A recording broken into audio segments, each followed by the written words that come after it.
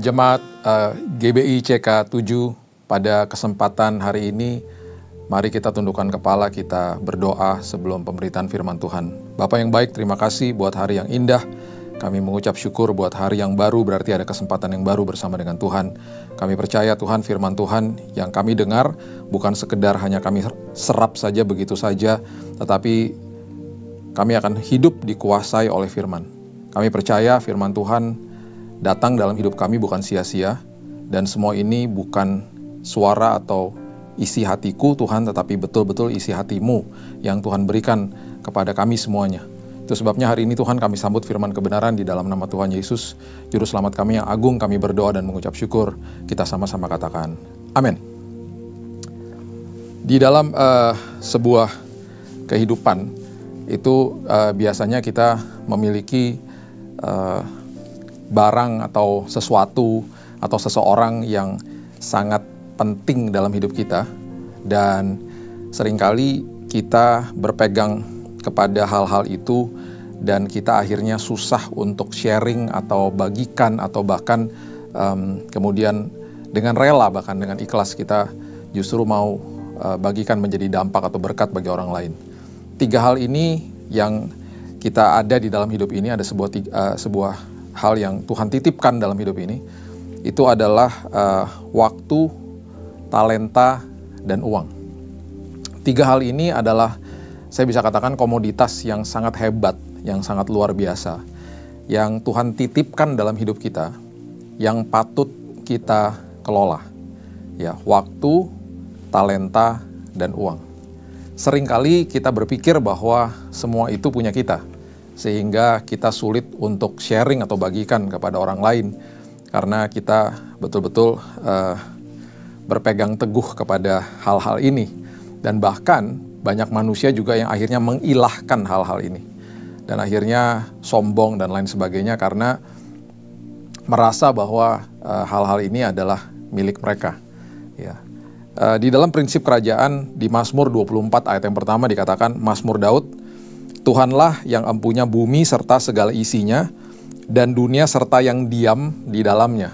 Ya, jadi Tuhan yang empunya bumi dengan segala isinya, termasuk juga dengan kita. Kita ini milik Tuhan, ya. Dan dunia serta yang diam di dalamnya. Jadi kita milik Tuhan, dan apapun yang ada melekat dengan kita pun milik Tuhan. Kita datang ke bumi ini, waktu kita dilahirkan kita tidak membawa apa-apa, bahkan tidak membawa sehelai baju pun tidak kita bawa. Kita keluar dari rahim ibu kita betul-betul tidak memakai baju. Kita telanjang.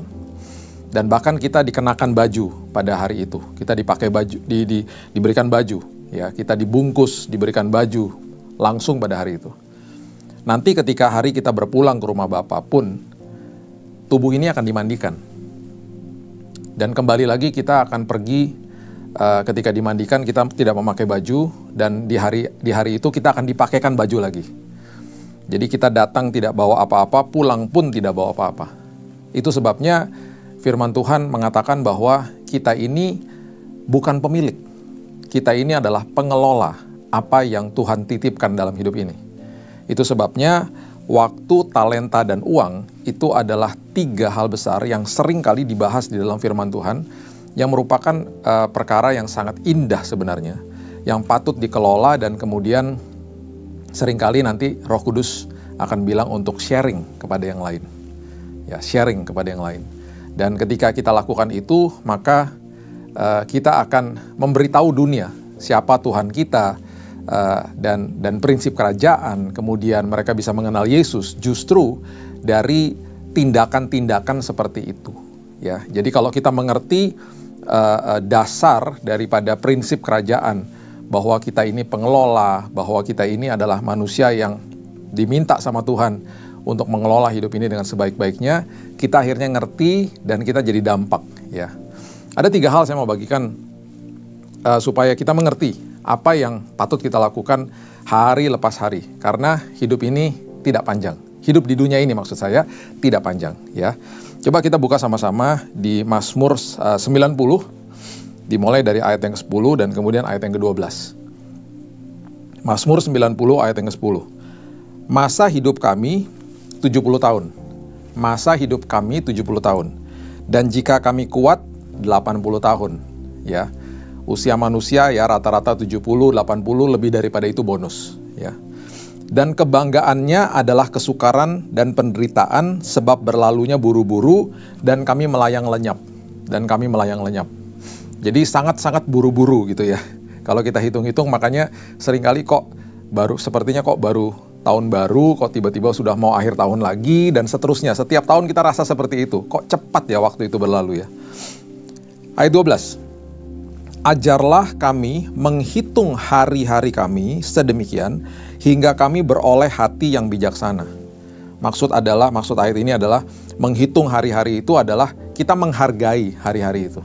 Kita menghargai hari-hari di mana kita dititipkan dan diberikan sama Tuhan. Selagi tadi pagi kita bangun dan kemudian kita masih bisa bernafas, diberikan kesempatan kembali untuk menikmati hari ini. Itu maksudnya adalah kita harus mengerti, kita harus hitung-hitung hari-hari kita. Kita harus menghargai hari-hari kita. Jangan dilewati dengan hal-hal yang tidak berguna maksudnya. Karena waktunya tidak panjang, ya. Hingga kami beroleh hati yang bijaksana. Kalau kita hargai, kita akan akhirnya mengerti bahwa kita tidak bisa lalui hari-hari kita dengan sembarangan. Ya, akhirnya kita memiliki hati yang mulai bijaksana, ya, untuk mengelola apa yang dititipkan Tuhan di hari-hari ini. Ya, itu sebabnya setiap kali kita bangun pagi, mulailah hari dengan kebenaran firman. Ya, saya selalu katakan bahwa jangan bangun pagi cari HP kemudian buka sosial media. Ya, 3 tahun lalu saya mulai menulis renungan harian, Kingdom Daily Devotion. Dan saya masukkan ke YouTube channel saya, ada di kolom community. Di situ sudah 1000 lebih renungan harian. Ya, kalau Bapak Ibu buka HP pagi-pagi, carilah renungan harian dahulu. Ya, baca Alkitab, baca renungan harian, sapalah Tuhan. Mulai landasi hari kita dengan kebenaran firman. Sehingga hari itu kita akan mengambil keputusan dengan benar. Ya, baik belum tentu benar. Benar pasti membawa kebaikan. Ya, jadi kita harus mengejar yang namanya kerajaan sorga dan kebenarannya, bukan kebaikannya, kebenarannya. Itu sebabnya ketika kita landasi hidup kita dengan kebenaran di pagi hari, kita akan mengambil keputusannya benar sepanjang hari. Ada ratusan keputusan yang kita harus ambil dari pagi sampai nanti malam kita tidur lagi. Ya, jadi ketika kita landasi di pagi hari, kita bilang sama Tuhan, Tuhan, saya mau serahkan kekhawatiran aku hari ini. Walaupun saya belum merasakan kekhawatiran, saya mau serahkan dulu Tuhan. Saya mau tukar dengan damai sejahtera yang telah Engkau tinggalkan bagi aku. Kita memperkatakan 1 Petrus 5 ayat 7, kita tukar dengan Yohanes 14 ayat 27. Damai yang Tuhan sudah tinggalkan bagi kita. Kemudian mulai hari dan katakan lagi begini sama Tuhan, Tuhan, sepanjang hari ini aku akan diperhadapkan dengan berbagai-bagai keputusan. Tuhan, berikan aku hikmat, hikmat-Mu, kebenaran-Mu, sehingga aku mengambil keputusannya benar, sehingga langkah hidupku ditetapkan oleh Tuhan, dan masa depanku akhirnya berhasil karena semua keputusan yang aku ambil benar di dalam Tuhan. Ya, masa depan kita adalah rentetan dari semua keputusan yang telah kita ambil di masa lalu. Kita ada hari ini karena ada keputusan yang kita ambil di hari yang lalu. Ya, di dalam kehidupan, hal yang pertama dalam kehidupan ini, setiap kali kita bangun pagi yang tadi saya katakan, yuk kita mulai hargai hidup ini. Hargai hidup ini. Ya, treasure, hargai hidup ini. Ya, ini hidup yang sangat berharga soalnya. Ya, kita seperti Alkitab katakan tidak lama loh, kita hanya lewat saja di muka bumi ini. Hargai. Saya mendengar keluh kesah orang ya selama ini. Saya pun juga punya keluh kesah gitu ya. Contoh misalnya, ada sanak saudara kita yang dipanggil Tuhan pulang. Ya, karena di dalam Tuhan tidak ada kematian. Kematian tidak berkuasa atas anak-anak Tuhan. Kita meninggalkan dunia ini. Itu sebabnya kita meninggalkan dunia untuk pulang ke rumah Bapa. Kematian sudah dikalahkan sama Yesus. Jadi kita tidak bisa memakai istilah mati, ya, tetapi meninggalkan dunia ini. Satu hari kelak kita akan bertemu dengan mereka. Ada beberapa orang yang berhadapan dengan sebuah duka, dan mereka berhadapannya seolah-olah tanpa pengharapan. Itu sebabnya Alkitab mengatakan, janganlah engkau berduka seperti orang yang tidak punya pengharapan. Ya, karena orang-orang yang terlebih dahulu telah dipanggil Tuhan pulang itu, satu hari kelak kita akan bertemu kembali dengan mereka.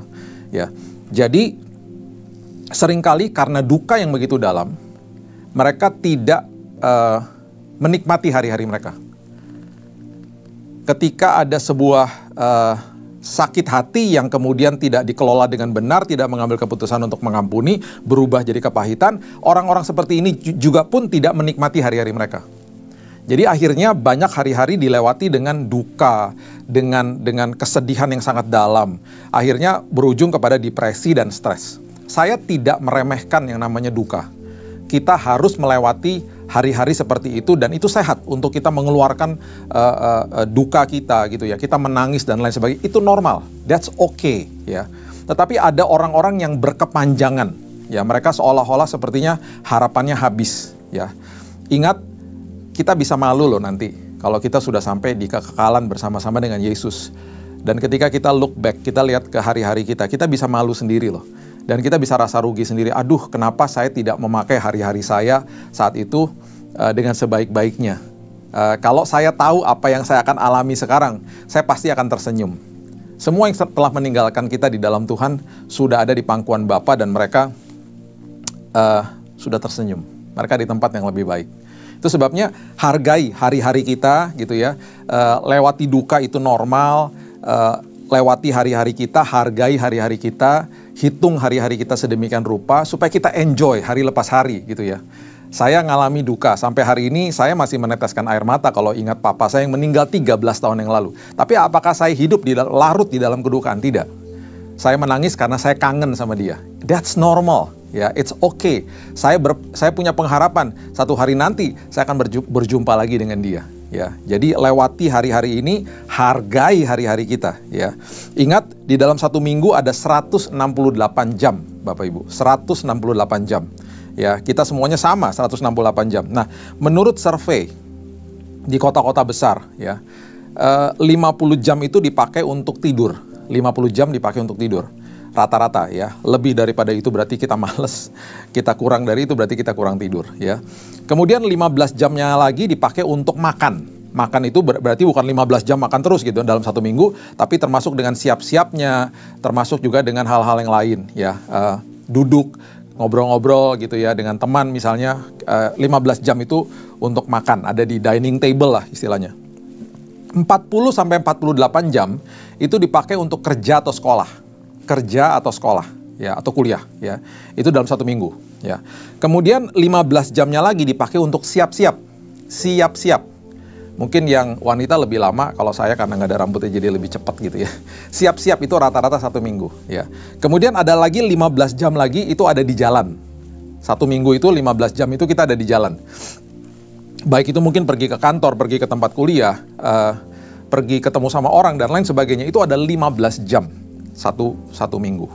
Nah, sisa daripada waktu-waktu ini jadi 168 jam dikurangi dengan rutinitas kita yang kita lakukan, itu hanya sisa 25 jam. 25 jam. Saya suka dengan quote-nya John Maxwell, dia katakan begini, tunjukkan kepada saya apa yang kau gunakan dengan 25 jam itu, aku akan beritahu kepadamu kira-kira masa depanmu seperti apa, gitu. Karena yang kita lakukan tadi sudah rutinitas. 25 jam kita mau pakai apa? Saya punya teman yang di dalam sisa waktunya dia menggeluti bisnis MLM ya. Saya nggak suka bisnis MLM. Saya kalau dengar MLM udah malas duluan gitu ya. Tapi teman saya ini, wah dia menggelutinya luar biasa. Ditolak-tolak sama orang tapi dia tetap punya optimisme yang luar biasa. Dia terus tekuni bisnisnya. Hari ini kalau saya ketemu sama dia berhasil di dalam bisnis itu. Ada lagi teman saya yang 25 jam sisa daripada waktunya sekolah Alkitab. Sekolah Alkitab. Dia sibuk kerja, tapi kemudian dia sisa waktunya dipakai untuk sekolah Alkitab. Ada yang dia ambil online, ada yang dia ambil onsite gitu ya. Sekarang ketika ketemu lagi setelah berapa tahun, wah, kalau ngobrol sama dia, firman Tuhannya sangat dalam gitu ya. Belajar banyak dan lain sebagainya. Udah mulai berkhotbah dan lain sebagainya. Ada juga teman-teman saya yang 25 jamnya itu tidak dipakai untuk ngapa-ngapain. Setelah ketemu, setelah 3, 4, 5 tahun, ya hidup mereka ya begitu-begitu aja. Ya, jadi memang betul apa yang kita gunakan dengan sisa waktu itu akan mengakibatkan atau menghasilkan sebuah masa depan dalam hidup kita, baik itu positif atau negatif. Jadi hargai. Ingat, kita punya keterbatasan. Ya, saya waktu di umur 20-an, waktu masih kuliah, saya ini suka main basket. saya kalau main basket bisa sampai, pernah rekornya tuh 6 jam. Bukannya berarti terus-terusan 6 jam, tapi duduk sebentar, ganti baju, saya nggak pernah lupa itu saya kalau bawa baju sampai 5 baju ganti. Karena keringetan. Duduk sebentar, minum, main lagi. Itu bisa sampai 6 jam. Karena sukanya luar biasa. Hari ini nggak bisa. Mungkin 1 jaman, setelah itu selesai istirahat, udah gitu udahan. Lututnya udah nggak seperti dulu ya. Manusia punya keterbatasan. Kalau Bapak Ibu tahu Michael Jordan sebagai pemain basket yang luar biasa di zaman tahun 80-90, wow, dia kalau loncat luar biasa tingginya dan mainnya sangat-sangat dahsyat. Hari ini dia sudah 50-an usianya, bahkan mendekati 60. Dan kalau diajak main basket, dia tidak bisa loncat setinggi dulu. Manusia punya keterbatasan, tetapi kita menyembah Tuhan yang tidak ada batasnya. Itu sebabnya kembali kita hargai hari-hari kita. Karena berlalunya buru-buru, hargai, ya, tersenyumlah. Karena selagi ada hari esok, selalu ada pengharapan di dalam Tuhan. Selalu ada pengharapan di dalam Tuhan. Apalagi kita mengenal Juru Selamat kita, sudah menerima Dia sebagai Juru Selamat. Ya. Yang belum terima Yesus sebagai Juru Selamat, ayo hari ini ambil keputusan. Terima Yesus sebagai Juru Selamat atas hidupmu. Dan engkau akan betul-betul mengerti dan akhirnya tahu tentang apa sih maksud daripada hidup ini. Dan kita akan berjalan di dalam damai, kita berjalan di dalam sukacita yang sangat melimpah di dalam Dia, karena selalu ada pengharapan dan kehidupan kita ditanggung penuh sama Yesus. Ya, yang kedua, setelah kita hargai, kita diminta sama Tuhan untuk memberi di dalam hidup ini, investasi dalam hidup ini, dan semua prinsip yang diajarkan di Firman Tuhan tidak sama dengan apa yang diajarkan di dunia. Ya, kita baca Matius 6 ayat 19 dan 20. Matius 6 ayat 19 dan 20. Janganlah kamu mengumpulkan harta di bumi. Di bumi ngengat dan karat merusakkannya dan pencuri membongkar serta mencurinya. Ya, jadi jangan kumpulkan harta di bumi ngengat dan karat merusakkannya dan pencuri membongkar serta mencurinya. Mengumpulkan harta itu dalam artinya. Mengumpulkan harta itu maksudnya jangan kita berharap gitu ya. Kemudian tergantung hidup kita dengan apapun yang ada di dalam dunia ini.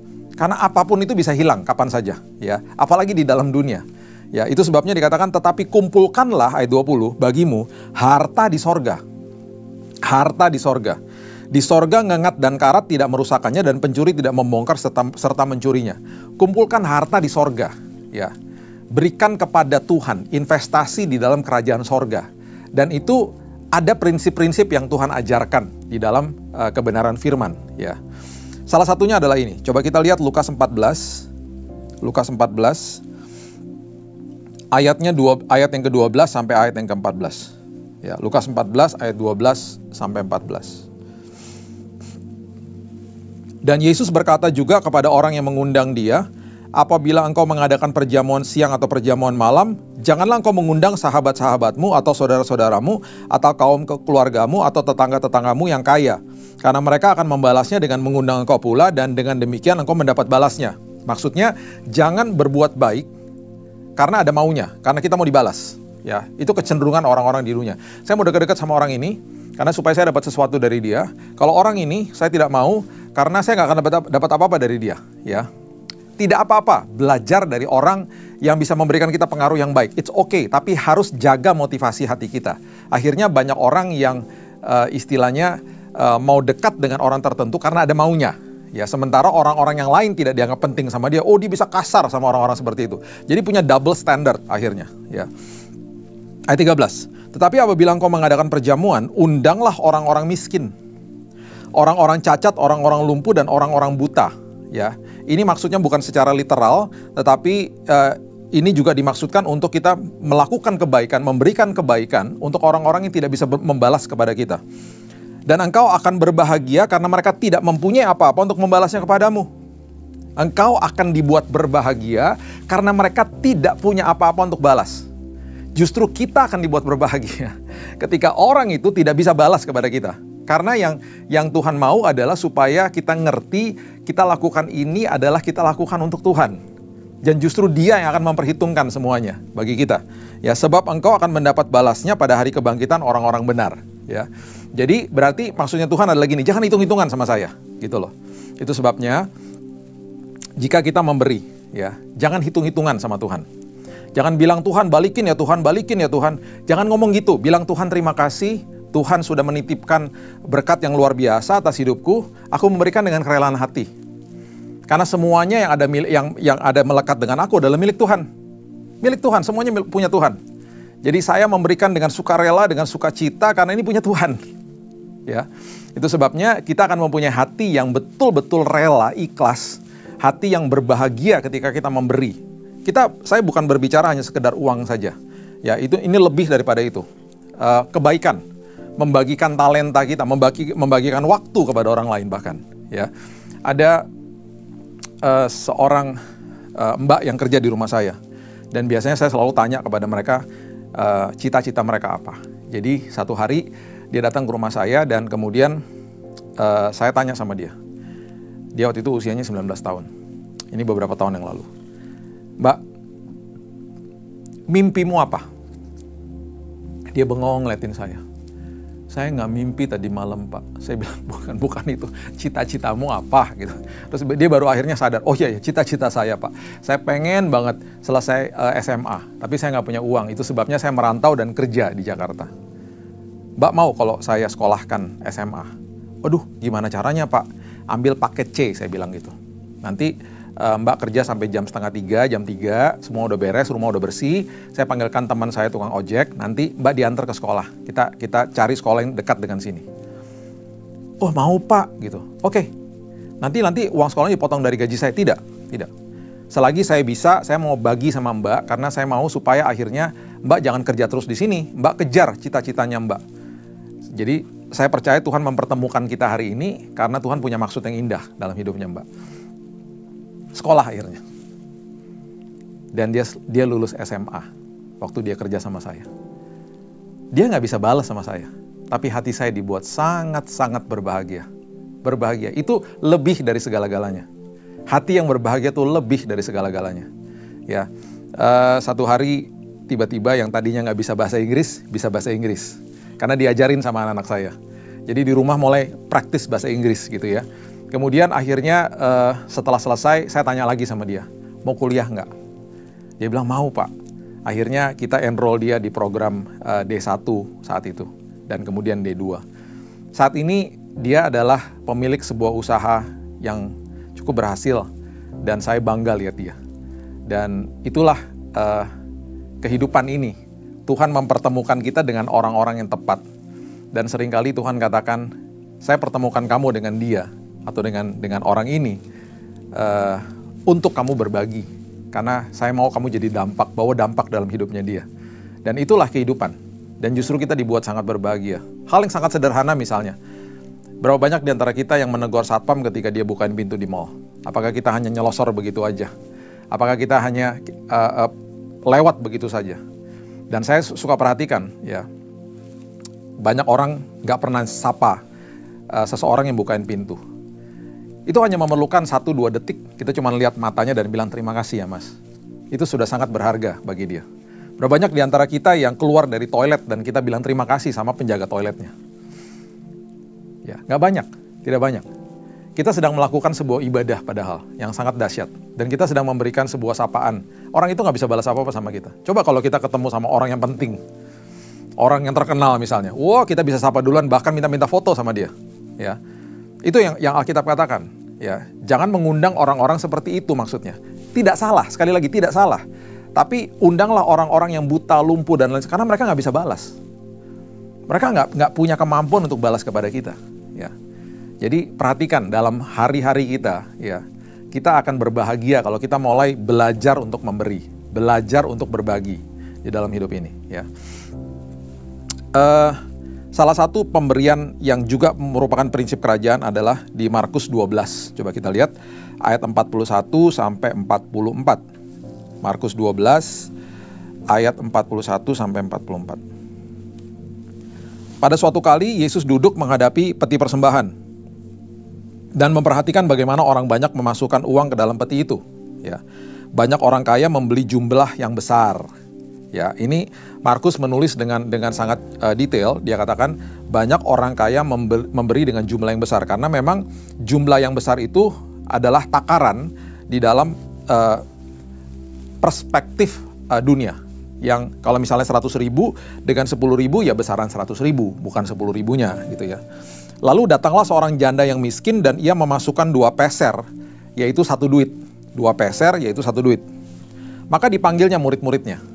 Maka dipanggil juga kita hari ini untuk melihat event ini atau momen ini atau kisah peristiwa ini supaya kita belajar apa yang Yesus mau kita belajar hari ini. Dan berkata kepada mereka, dan berkata kepada kita hari ini, aku berkata kepadamu sesungguhnya janda miskin ini memberi lebih banyak. Wow, dia memberi lebih banyak daripada semua orang yang memasukkan uang ke dalam peti persembahan. Dia memberi lebih banyak. Sebab mereka semua memberi dari kelimpahannya,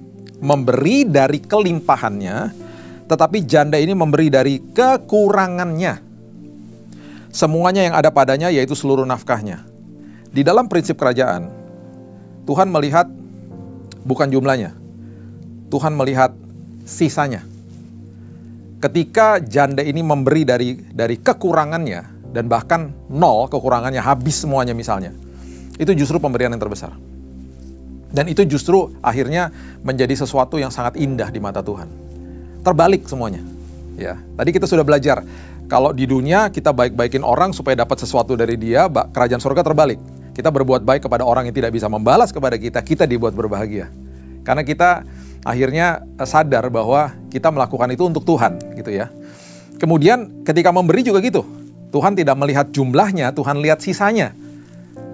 Itu sebabnya kalau kita bangun pagi dengan kondisi ada istilah begini, kalau bangun pagi kan nyawanya belum nyatu gitu. Pikirannya masih baru bangun gitu ya, makanya matanya masih sendu gitu ya, masih baru-baru bangun gitu ya. Tetapi di saat itu kita memanggil namanya dia. Dengan kondisi yang masih lemah pagi hari gitu ya, kita memanggil namanya dia. Kita bilang, Tuhan, aku mau mulai hari ini dengan Tuhan gitu ya. Kita datang ke hadirat dia yang selalu hadir. Bahkan Alkitab mengatakan ketika aku bangun, Engkau masih ada Tuhan. Engkau masih ada di situ. Kita menyapa dia, kita memulai hari kita dengan dia. Itu pemberian yang terbesar. Di malam hari kita pulang dari kerja, kondisi yang sudah capek, kita masih mesbah keluarga.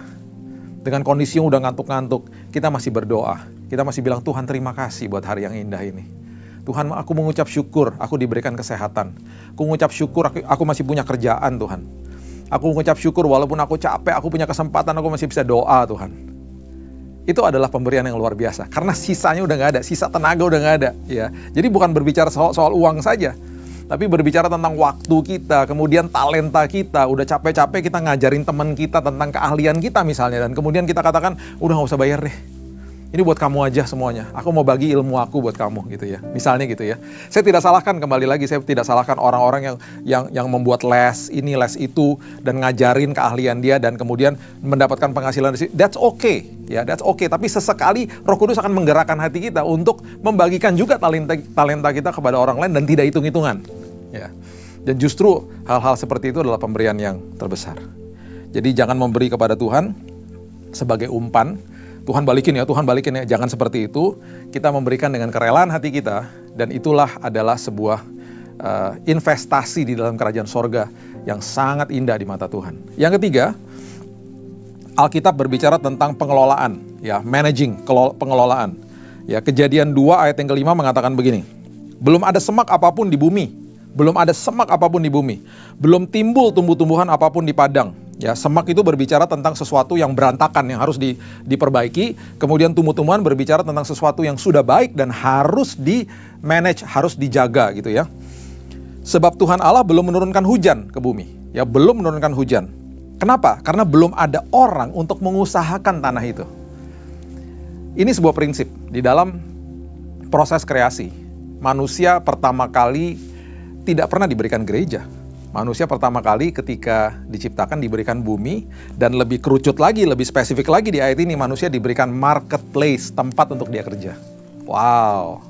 Jadi berarti di keesokan hari, di hari Senin, ya, ketika kita masuk ke dalam pekerjaan kita, jangan dipilah-pilah. Oh, ini hari kudus, hari Minggu, besok hari kerja. Tidak, setiap hari adalah hari kudusnya Tuhan. Ya betul, besok itu memang hari kerjanya kita. Tetapi kita harus mengerti bahwa ketika saya masuk ke dalam tempat pekerjaan saya, karena kita juga sudah mengerti bahwa saya adalah gereja Tuhan, ini gedung gerejanya. Kalau saya datang ke sebuah gedung gereja, ini gedung gerejanya gitu ya. Saya keluar dari gedung gereja, ibadah jalan terus. Karena gerejanya saya sekarang, pengertiannya begitu. Ya, Yesus sudah ajarkan begitu. Nah, akhirnya seperti Paulus sudah juga mempertajam tubuh kita adalah bait Roh Kudus. Ketika kita keluar kemudian ke marketplace, ke tempat kita, itu juga adalah ladang misi kita. Jadi kejar purpose-nya Tuhan, tujuan Tuhan, kenapa saya ada di tempat itu. Jangan dikejar gajinya, jangan kejar-kejar income. Orang yang kejar gaji jadi stres. Makanya banyak orang mengatakan, I hate Monday, I don't like Monday. Tapi ketika kita mengejar purpose-nya Tuhan, tujuan Tuhan di dalam hidup kita, kita akan katakan, I love Monday. Hari yang baru, minggu yang baru, kesempatan yang baru bersama dengan Tuhan. Ya, carilah dahulu kerajaan Allah dan kebenarannya, baru segala sesuatu ditambah-tambahkan. Jangan dibalik-balik. Ya. Nah, ini prinsip. Ya. Jadi kita akhirnya bisa mengelola pekerjaan kita, mengelola usaha kita misalnya. Ya. Dengan sebaik-baiknya mengerti bahwa ada tujuan Tuhan yang sangat indah di dalamnya. Ya, saya harus jadi dampak kepada orang lain. Saya harus betul-betul mengerti kenapa saya ada di tempat ini. Saya harus jadikan kehidupan saya dalam mercusuarnya Tuhan, dimanapun Tuhan tempatkan saya. Ya. Matius 25, ya, coba kita lihat Matius 25. Ada 3 orang yang dititipkan sama Tuhan sebuah talenta. Ya. Matius 25 ayat 21. Maka kata tuannya itu kepadanya, baik sekali perbuatanmu itu, hai hambaku yang baik dan setia. Karena ada yang diberikan talenta 5, 2, dan 1. Ya, kalau kita nanti baca di awalnya, dititipkan 5, 2, dan 1. Nah, yang 5 jadi 10, yang 2 jadi 4, digandakan sama mereka karena dikelola dengan baik, yang 1 nggak diapa-apakan.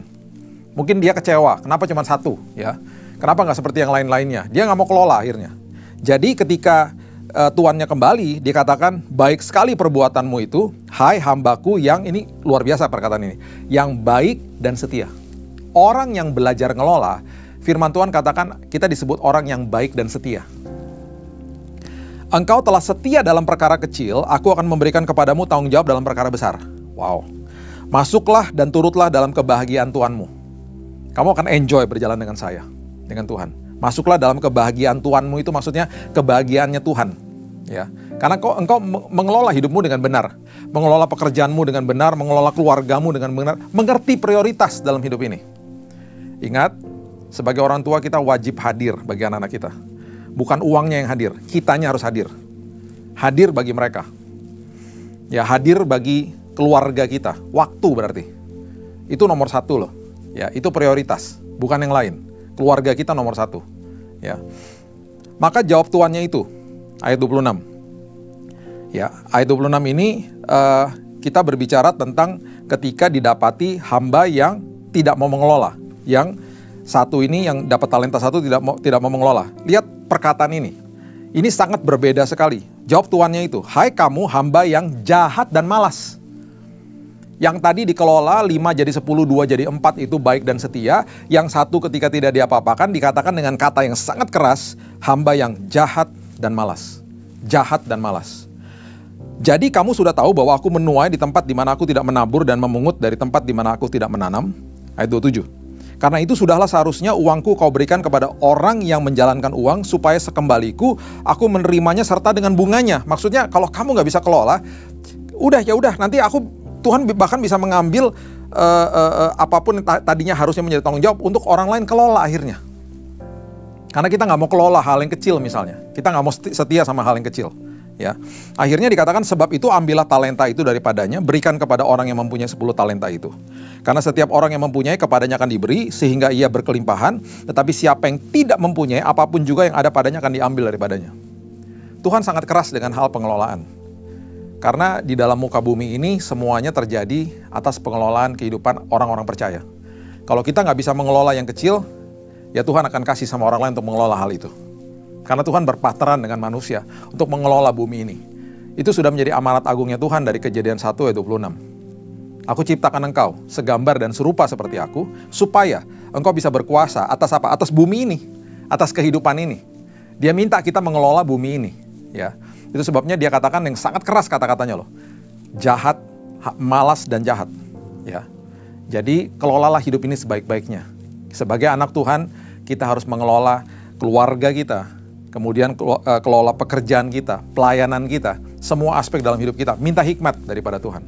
Nah, ketika kita sudah melakukan ini semuanya, kita sudah menghargai, kita sudah belajar investasi dalam kerajaan sorga, kita belajar untuk mengelola hidup ini dengan sebaik-baiknya.